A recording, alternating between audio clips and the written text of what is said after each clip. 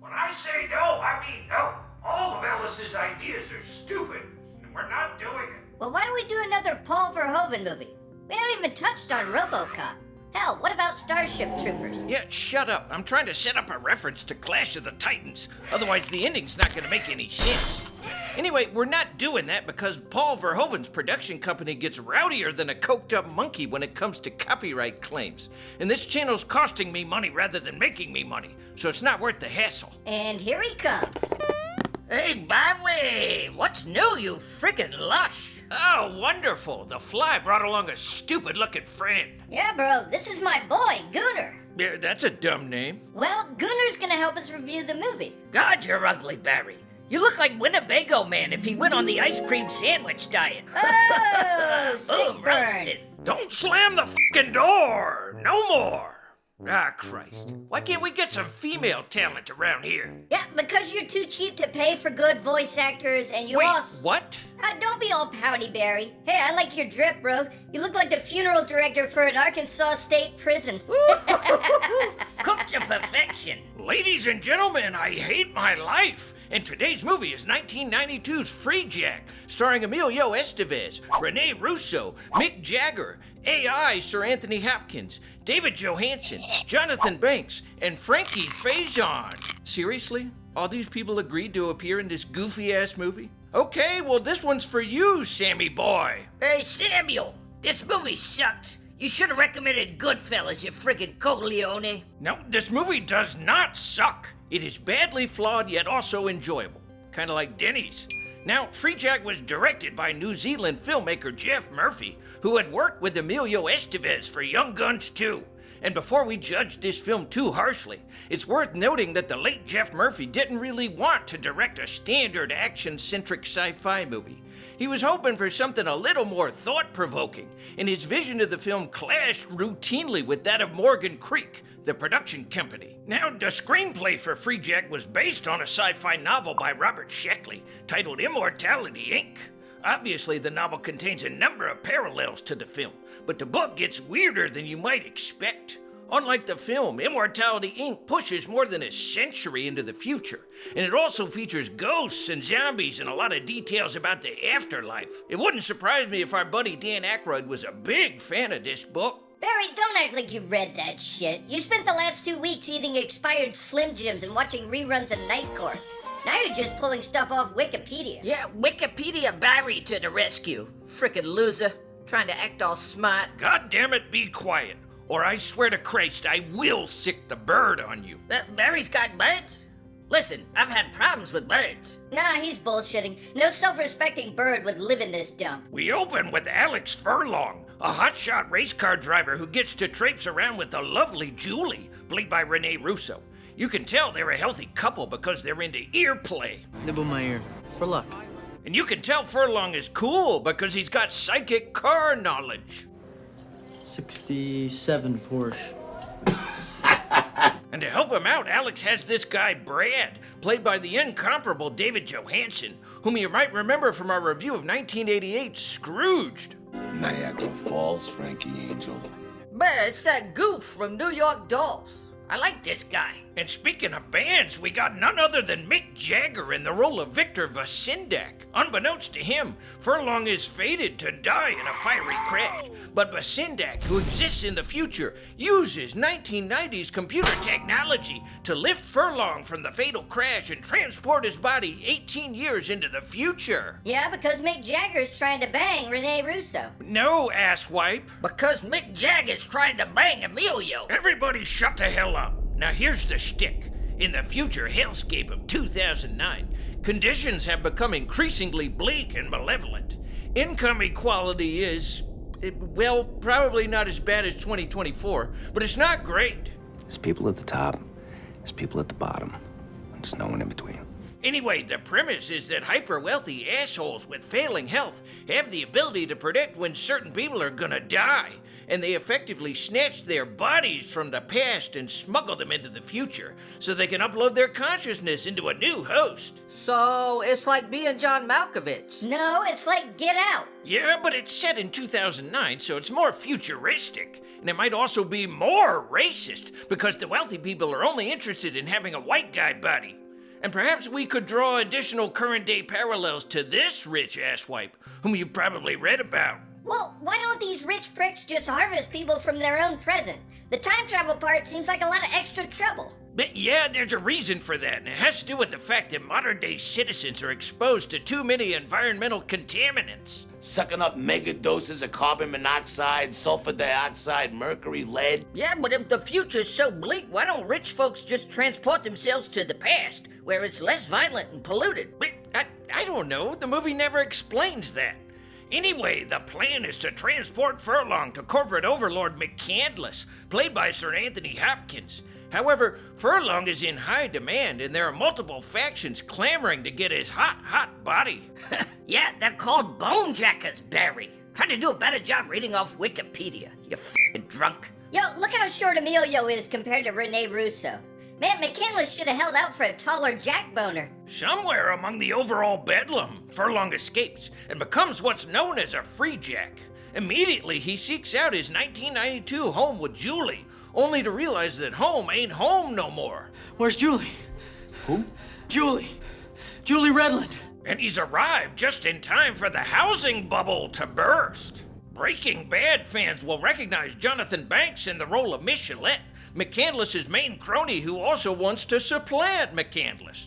There's a nice little pissing contest between Michelet and Vasindak, and we learn that Michelet is all about collecting Fabergé eggs.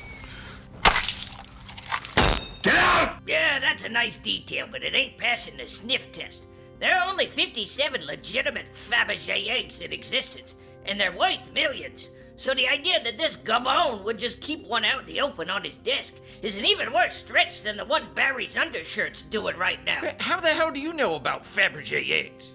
Goddamn bug. Yo, Scary Barry, how do you rate Mick Jagger's acting? Yeah, I think he mostly does fine, but he's no David Bowie. And at times his delivery makes the Vasindak character sound pretty cheesy. Oh no! I hate the dark! But we can all agree that he's got a great face for the role. What? A great face? The f does that mean? Man, I don't know. He's got a weird face, and I think that's good for an antagonist or a quasi-antagonist or whatever he is. Now, someone please explain to me what 3D nudes are. I need to know. Forget it, Barry. You can't afford them full-dimensional nudes. You gotta pay extra for that. Blech. So Furlong hooks up with his old pal, the ghost of Christmas past, who's got a pretty hilarious pad tucked away in the dystopian Hellscape of 2009. Unfortunately, old Brad here is only pretending to be nice so he can hand over Furlong to one of the factions and claim a big, salty reward. The hell am I swilling this puke for? In 5 minutes, I'll be eating caviar. Wait, he wants to eat caviar from this place? Who the f want to eat seafood from this dumpy-ass world? Anyway, this film features multiple chase sequences that, quite honestly, feel very standard, right down to the cheesy one-liners. Mom told me never to pick up hitchhikers. See ya! Furlong manages a narrow getaway when he bails ass into a polluted river, prompting us to meet the Rat King, played by Frankie Faison, whom you might remember from the Silence of the Lambs franchise. Rat King here offers Furlong a high-end waterfront dining experience. What is it? River rat. Jesus, sick. dancing Come on. Christ. Okay. Listen, eating rat is yet another staple of 1990s dystopian cinema. We saw something similar during our breakdown of Demolition Man. This is a rat burger. But really, it's not that big a deal. Who among us hasn't partaken of a little rat meat when the chips were down and we couldn't afford a nice pack of delicious chicken necks? Here's a little tip, friends. Save your nutria and other aquatic rodents for special occasions. Their dark meat lends them a subtle, smoky flavor that's reminiscent of duck. They're great for gumbo or hearty soups. My God, Barry, I always knew you were white trash, but come on. You're embarrassing me. But I guess the true Rat King is Barry. They should have cast him in this movie. I warned you about the bird, asshole. This is your last chance to go home with all your hideous limbs intact. By contrast, city rats carry higher fat content and a brighter, more peppery flavor, which makes them perfect candidates for the deep fryer. And don't even bother with field mice unless you're one of those suckers who worries about cholesterol. Field mice are way too lean. You're better off eating a nice fat squirrel. Yo, that's the saddest shit I ever heard. And even though the Rat King is my favorite part of this film, Freejack also gets a number of things right about the future. For starters, it correctly predicts that journalism will lose all credibility and be taken over by dumbass influencers like this lady from Vice. How do you like it here? I don't. Everybody's chasing me. And much like 1993's Demolition Man, Freejack also correctly predicts the emergence of Zoom-based conferencing, as well as MacBooks. Now, as you might have guessed, our beloved Furlong will eventually meet up with Julie to let her know that he's still alive. Julie, by the way, is working for McCandless. He died, Jewel. Someone paid to bring him back. Anthony Hopkins seems to be enjoying himself. I wonder why he never talks about this movie. Was this like a futuristic? It's a terrible film. Scientific. But Julie's a little self-conscious about her advanced age. Alex, I'm a lot older now. And even though she still looks absolutely stunning, she's reluctant to nibble Furlong's ear. Now, eventually they do decide to bang. And, oh wow, ladies and gentlemen, what a commanding presence. Rene Russo is just extraordinary.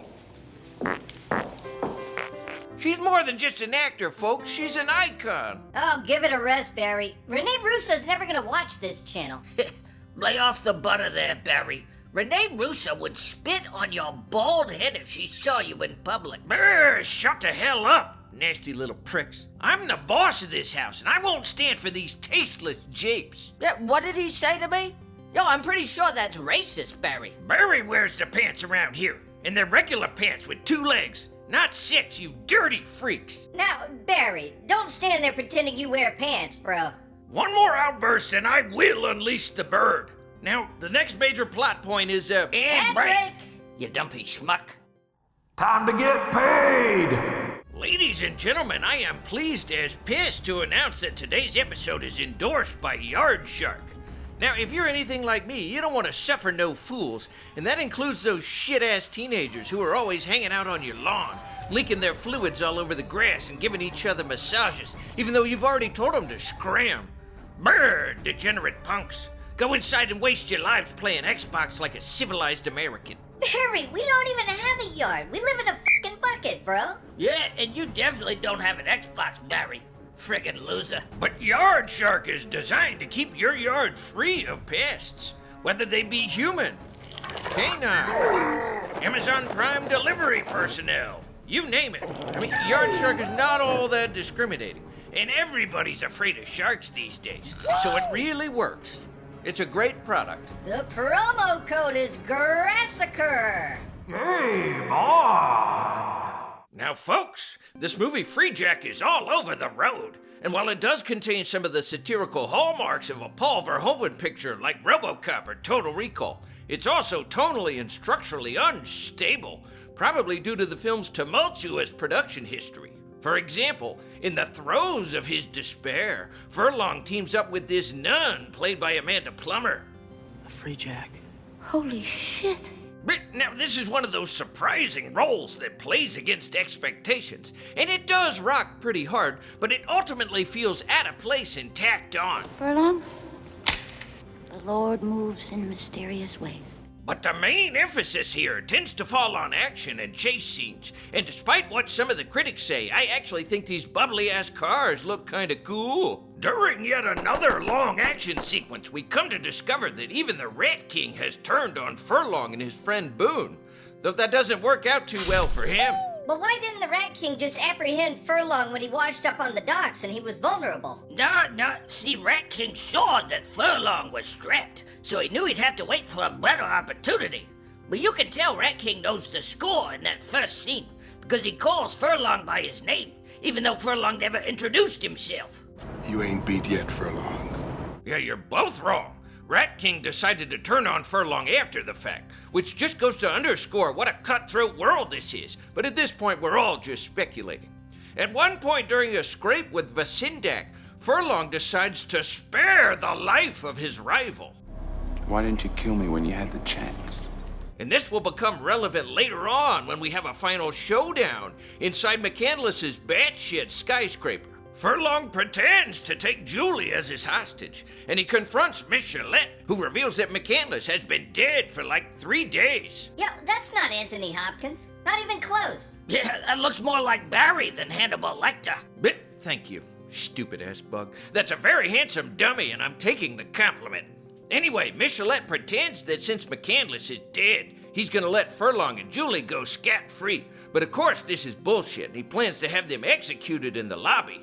Fortunately, Vasindak's renegade forces show up to combat Miss Gillette's dudgeon, and we transition high into the building's so-called spiritual switchboard, where we discover that McCandless's consciousness has been uploaded to the cloud, and the real reason why he wanted to be implanted into Furlong is so he could try to bang Julie.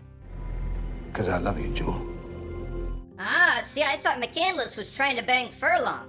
That doesn't even make sense. Wait, so who's Mike Ehrmantraut trying to bang? He's trying to bang Mick Jagger, dumbass. Yeah, this is where the wheels really start to fall off. And I'm not just talking about our channel.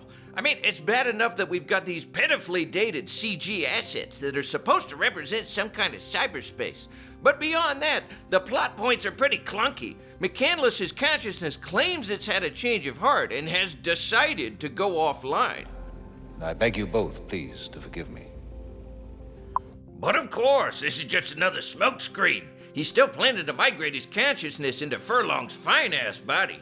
It's a fake-out that echoes what happened like 2 minutes earlier when Miss Gillette pulled his little fake-out. So we got 2 clumsy and highly predictable fake-outs occurring consecutively, and there's no added intrigue, no further amplification of meaning. It just clunks along like a cast-iron turd. Somewhere in the confusion, the illustrious Julie tries to blast McCandless's data cloud before it gets uploaded into Furlong, and it's unclear whether or not McCandless's consciousness survives the migration. So this movie's raising the usual sci-fi questions about the nature of consciousness and identity? Well, yes. Just suppose, for example, that McCandless successfully transfers his digital consciousness into Furlong.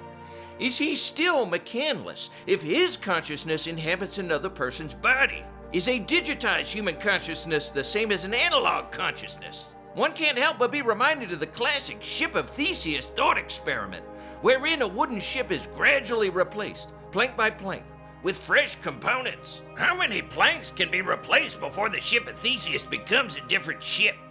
1 plank? 45 planks? Similar questions apply to consciousness and identity. What if only 80% of McCandless's consciousness makes it into Furlong? Is it still him? What if we put half of his consciousness into Furlong's body and the other half into Julie's body? Our bodies replace billions of cells every day. So how is it accurate to say that we remain the same person? Who do we think we are, for Christ's sake? Yeah, mysteries and wonders there, bankrupt Buddha. I got a better question. How many inanimate broads can you roll around with before we consider you inanimate? Whoa, that's deep, Gooner. Asswipe. So Furlong manages to rattle off a social security number, which is supposed to signify that McCandless has indeed survived the upload. 5754. Meaning that Miss Gillette will not be inheritor of the McCandless kingdom. But we learned that Vasindak and Furlong are now friends for some reason. McCandless can try. You'll have to coach him better than that, Miss Redland. Anyway, it turns out that McCandless never made it into Furlong. That was yet another fake-out. Furlong was just selling wolf tickets all along, and Vasindak knew it. Oh, Jesus. Wolf tickets? Listen to him trying to sound all hip. Stop clowning there, Barry. You're a low-rent chooch and you've never been cool in your life. You smell like boiled cheese. Accept it, baby. Yeah, I will accept it. And so will the bird! Oh, what the hell, Barry? You spent our ad money on a movie prop from 1981? It's the latest in chemical-free pest control, and worth every goddamn penny. Yeah, I gotta admit that thing looks pretty f***ing rad, but what do you mean pest control? Bird! Eradicate that green little shit-ass with extreme prejudice. Ah, Christ! Stay strong, Gooner.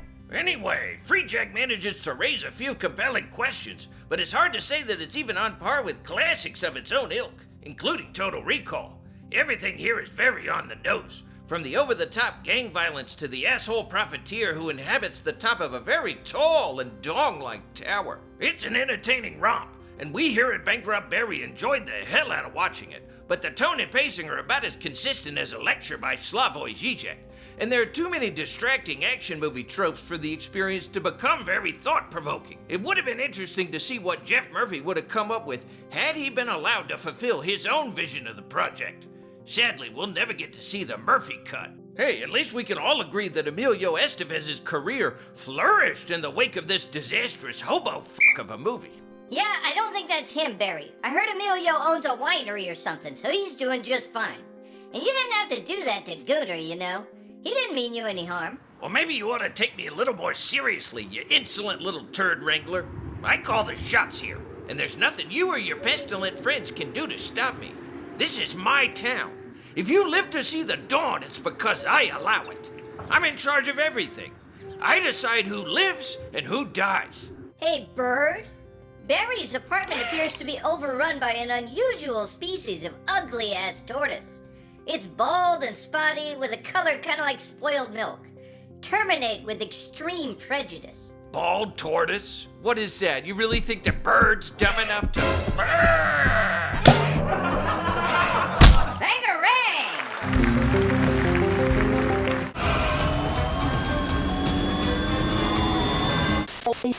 Hey, you Marmaduke-looking moron. You messing with my boy here? Mind your own business. Listen, I know we don't have that many subscribers, but just please come on the show. You know, we'll get to Stupid Fly and some of his friends. It'll be great. You got nothing going on anyway. What, are you saving yourself for Mighty Ducks 5? Hey, Emilio. No. All right, let's try Eddie Furlong.